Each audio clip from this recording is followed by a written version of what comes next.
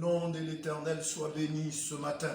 Amen. Que sa grâce et sa paix reposent sur chacun de nous, Amen, amen. en particulier au nom de Jésus-Christ de Nazareth. Amen. Compte tenu de la situation ce matin, je veux apporter la pensée de Dieu pour cette situation que tout le monde vit. La population est confinée, nous vivons une crise et pour que nous puissions traverser cette crise, il faut bien prendre des dispositions. Et je crois que nos gouvernants ont pris certaines dispositions telles que le lavage des mains, c'est une très bonne chose, le confinement, respecter les mesures barrières et reste confiné ou alors en quarantaine.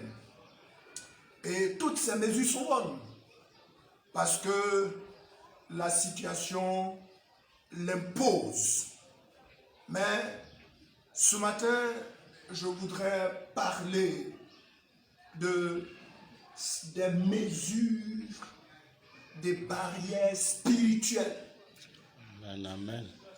Si nous prenons des mesures sur le plan physique, nous devons aussi prendre des mesures sur le plan spirituel. Et le thème de mon message ce matin, c'est « Tu ne seras pas atteint ». Donc on va dire Amen. Amen. Et nous trouvons cette déclaration dans le psaume 91, à partir du verset 7 que nous allons lire.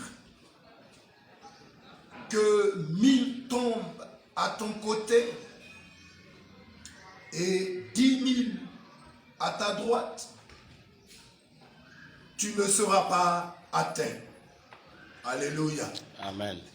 Que 1000 tombent à ton côté, 10 000 à ta droite, tu ne seras pas atteint. Et la deuxième référence, la deuxième lecture que nous allons faire, c'est toujours dans le psaume 91, le premier verset. Celui qui demeure sous l'abri du Très-Haut repose à l'ombre du Tout-Puissant. La version anglaise dit celui qui demeure dans les lieux secrets de l'Éternel repose à l'ombre du Tout-Puissant. Et c'est pour cela ce matin, Dieu également, dans des situations de pandémie, d'épidémie, Dieu a des mesures, barrières spirituelles, extérieures et intérieures. Pourquoi tu ne seras pas atteint? La parole de Dieu déclare que 1000 tombent à ton côté, 10 000 à ta droite, tu ne seras pas atteint. Pourquoi tu ne seras pas atteint? La première chose, la première raison fondamentale, c'est que nous avons un Dieu qui nous protège. Amen. Et la parole de Dieu dit dans le canson 91, verset 4, il te couvrira de ses plumes. Or, on appelle cela donner des caractères d'un animal à Dieu. Dieu n'a pas de plumes. Mais c'est pour nous amener à comprendre l'état de la protection de Dieu. Vous savez, quand l'épervier passe, la mère poule étend ses ailes et les poussins viennent sous les ailes de la mère poule. Et c'est pour cela la parole de Dieu déclare, c'est lui qui demeure. La parole de Dieu ne dit pas c'est lui qui est de passage, ou c'est lui qui vient à l'ombre de Dieu de temps en temps. Il dit c'est lui qui demeure. Et quand l'épervier passe, les poussins doivent être sous les ailes de la mère poule. Et c'est ce que Dieu fait. Pourquoi nous ne serons pas atteints? Parce que nous sommes sous les ailes du Dieu Tout-Puissant. Les ailes du Créateur. Les ailes du Puissant. Les ailes du Dieu de gloire qui s'est manifesté à Moïse. Le Dieu créateur des cieux et de la terre. Premièrement, tu ne seras pas atteint si tu es sous les ailes, sous les plumes de l'Éternel des armées. La deuxième chose, pourquoi nous ne serons pas atteints, c'est le son de Jésus-Christ. Il y a une expérience que les enfants d'Israël ont faite dans le désert. Et vous pouvez voir cette histoire, merveilleuse histoire dans Exode 12, versets 23 à 25. Le peuple d'Israël était en esclavage en Égypte. Et Dieu a suscité Moïse pour délivrer le peuple. Mais chaque fois que Moïse allait se présenter devant Pharaon, Pharaon dit: qui est l'Éternel pour que je libère les enfants d'Israël? Et des plaies en plaies, il arrivait à une dernière plaie. C'était la mort des premiers-nés. Et Dieu a donné des instructions à son peuple. Avant que l'ange de la mort ne passe, la parole de Dieu dit: chaque enfant d'Israël devait tuer un agneau. Il devait le faire cuire, manger et prendre le sang et le mettre sur les linteaux des portes. Et quand l'ange de la mort passerait, il allait passer outre. Il allait survoler. Ça veut dire que la contagion, cela veut dire que la mort n'entrerait pas dans la maison des enfants d'Israël parce qu'ils avaient le sang de l'agneau qui était mis sur les linteaux des portes. Et je me suis posé la question, mais pourquoi les enfants d'Israël avaient besoin de mettre le sang sur les linteaux des portes? Est-ce que Dieu n'était pas assez intelligent pour reconnaître ses enfants parmi tous ceux? Parce que d'ailleurs, les enfants d'Israël habitaient un quartier et les Égyptiens habitaient un autre. Donc Dieu pouvait savoir exactement où se trouvaient ses enfants. Mais pourquoi a-t-il demandé que les enfants d'Israël mettent le sang sur les linteaux des portes? Oh, le sang, bien sûr, qui préfigurait la mort du Seigneur Jésus-Christ. Mais je me suis dit, tout ce peuple en Israël, tout ce peuple en Égypte avait la même situation, vivait la même péché. Il y avait le péché dans la vie des enfants d'Israël. Il y avait aussi le péché dans la vie des Égyptiens. Et Dieu, quand il venait, sa reconnaissance, c'était le sang seulement qui pouvait mettre la différence entre les enfants d'Israël et les Égyptiens. Quand l'ange voyait le sang, la colère de Dieu pour frapper le péché passait outre. Alors je me dis, la deuxième barrière que nous avons, c'est le sang de Jésus-Christ. Et je prie ce matin que tu appliques le sang de Jésus-Christ sur les linteaux de tes portes de ta maison et le coronavirus passera outre. Et je déclare chaque matin que tu te réveilles comme l'ange de la mort te passait. Oh, le coronavirus, c'est l'ange de la mort. Et s'il voit le sang de Jésus-Christ, il n'entrera pas dans ta maison au nom de Jésus-Christ. Donc la deuxième raison pour laquelle nous ne serons pas atteints, c'est que nous sommes sous le sang de Jésus-Christ. Les linteaux de nos portes, les portes de nos maisons physiques, les portes de nos maisons spirituelles sont couverts par le sang de Jésus-Christ. Oh, ton corps, ta maison, applique le sang quand le démon qui est derrière ce virus viendra. Il n'entrera pas chez toi au nom de Jésus-Christ. Amen. La troisième chose, pourquoi nous ne serons pas atteints? Parce que Dieu a promis de mettre ses anges. Si Dieu nous a promis que ses anges viendraient pour nous garder. Et je crois que c'est ce que le diable d'ailleurs a utilisé pour tenter Jésus-Christ. Quand il a fini son jeûne, il l'a transporté sur une haute montagne et il lui a sur le temple. Et il a dit, Dieu a dit dans la parole, si tu te jettes, Il mettra ses anges pour te porter sur les bras afin que ton pied ne heurte contre une pierre. Oh, c'était la parole de Dieu, mais elle était bien sortie de son contexte. Ce n'était pas à lui, à Satan, d'ordonner à Jésus de sauter du haut du temple. Ce que je veux dire ce matin, c'est que Dieu nous a donné ses anges. Matthieu 4, verset 11, la parole de Dieu dit, ils te porteront sur les mains. C'est ce verset-là que Satan a cité à Jésus-Christ. La deuxième chose, dans le psaume 34, verset 8, l'ange de l'Éternel campe autour de ceux qui le craignent et il les arrache au danger. Le danger, c'est ce virus. Et tu t'imagines la présence des anges. Les anges qui sont puissants. Les anges qui sont toujours dans la présence de Dieu. Ces anges qui transportent la gloire de Dieu.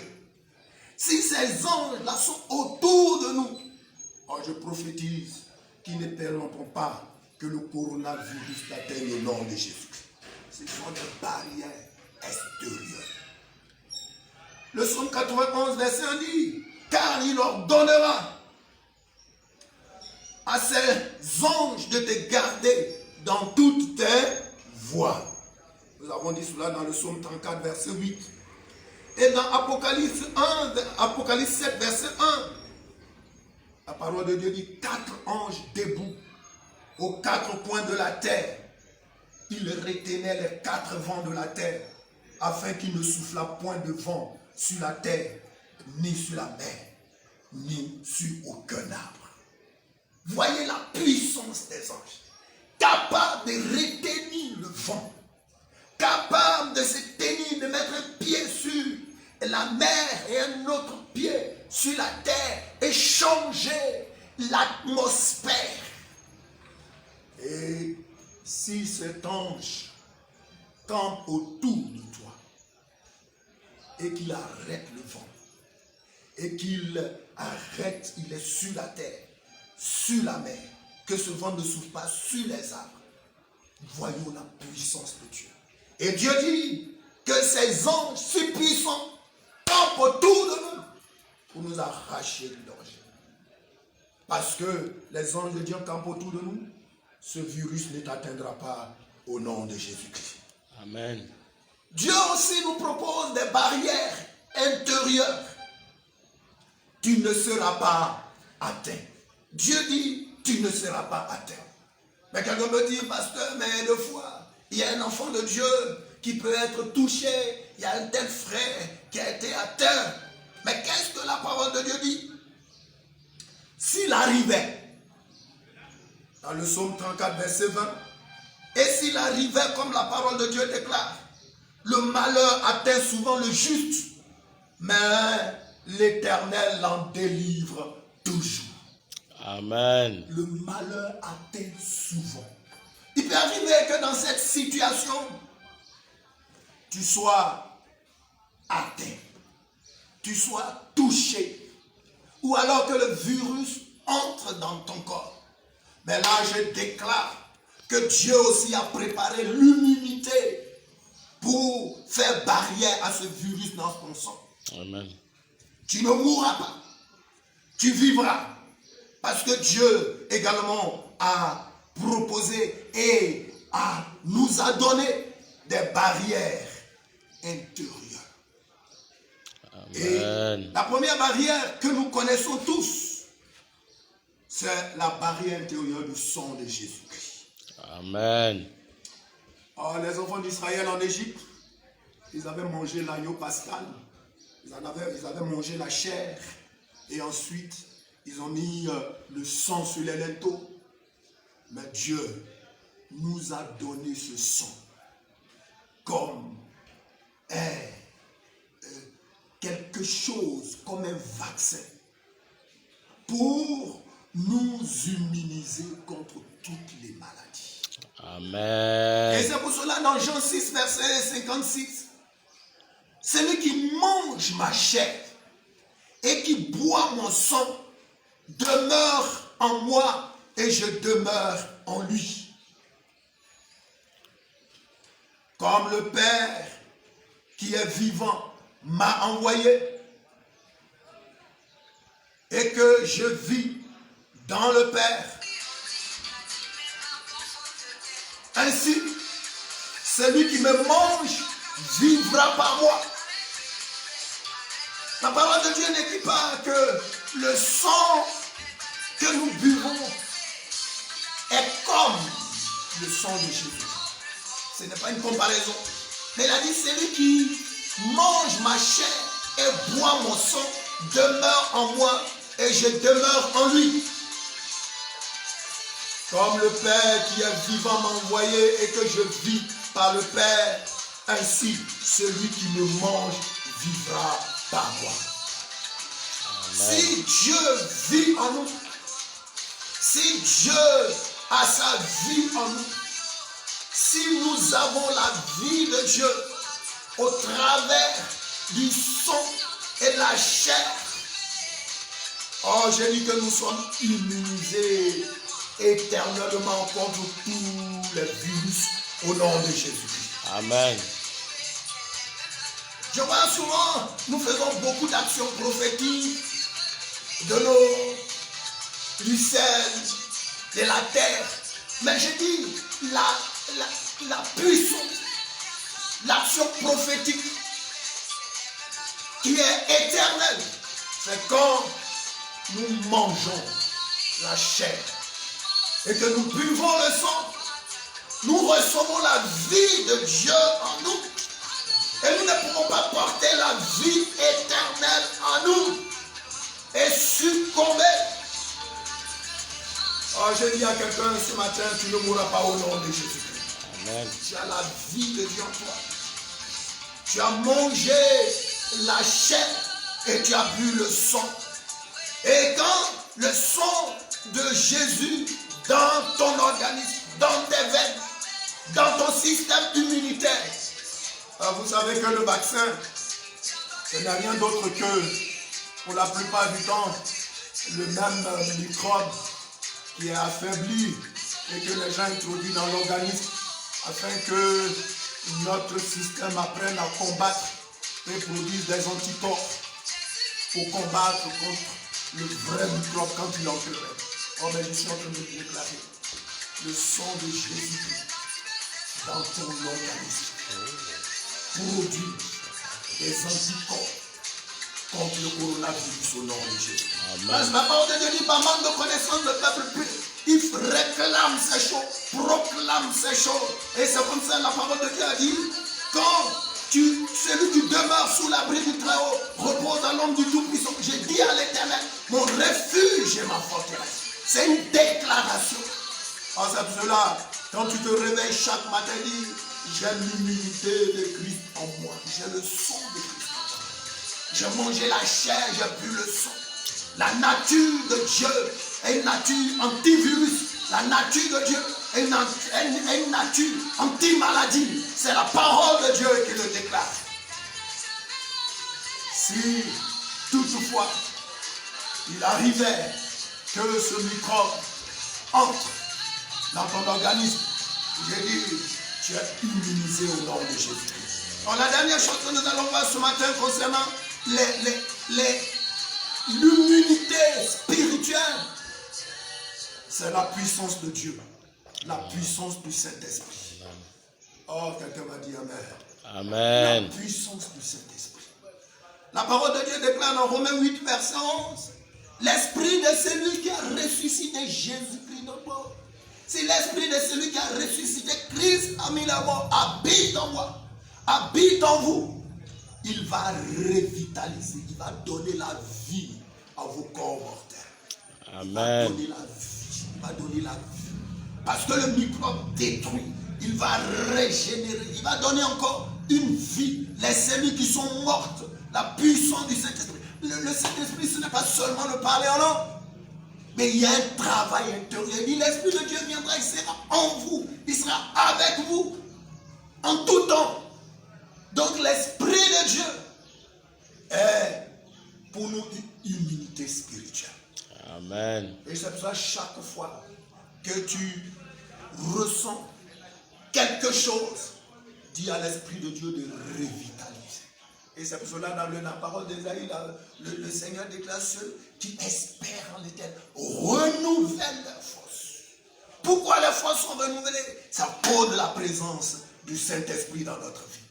Et je prie ce matin que le Saint-Esprit revitalise. C'est vrai, souvent, on dit non, c'est à la résurrection que le Saint-Esprit viendra pour redonner la vie. Mais je dis, pendant qu'il est en nous, la parole de Dieu dit, vous savez pourquoi que votre corps est le temple du Saint-Esprit. Or, je dis souvent, c'est le propriétaire qui s'occupe de sa maison. Si Dieu est le propriétaire de la maison et qu'il habite dans cette maison, il ne permettra pas que cette maison soit détruite. Et je déclare que le Saint-Esprit, sa présence dans ta vie, tu me dises au nom de Jésus-Christ. Oh frère, ce matin, n'aie pas peur. Tu ne craindras ni les terreurs de la mort. N'aie pas peur. Notre peur, ou alors notre confiance, ou notre foi, n'est pas une foi vaine, parce qu'elle est basée sur les principes et sur la puissance de celui qui ne change jamais, Jésus-Christ de Nazareth. Il a dit, les cieux et la terre passeront, mais mes paroles ne passeront jamais. Oh, tu peux t'accrocher à cette parole et tu traverseras toutes les situations. Oh, je prophétise sur ta vie, tu seras parmi les gens qui vont raconter l'histoire de ce coronavirus à tes petits, à tes arrière-enfants au nom de Jésus-Christ. Amen. Tu ne mourras pas parce que le Dieu t'a immunisé. Amen. Là où tu es ce matin, mon frère, ma soeur, quelle que soit la peur, tu es confiné, tu es quelque part, mais il y a de l'espoir. Parce que Dieu n'a pas abandonné ses enfants. Il a tout prévu. Que le nom de l'Éternel soit béni ce matin et que le peuple de Dieu dise très fort Amen. Amen.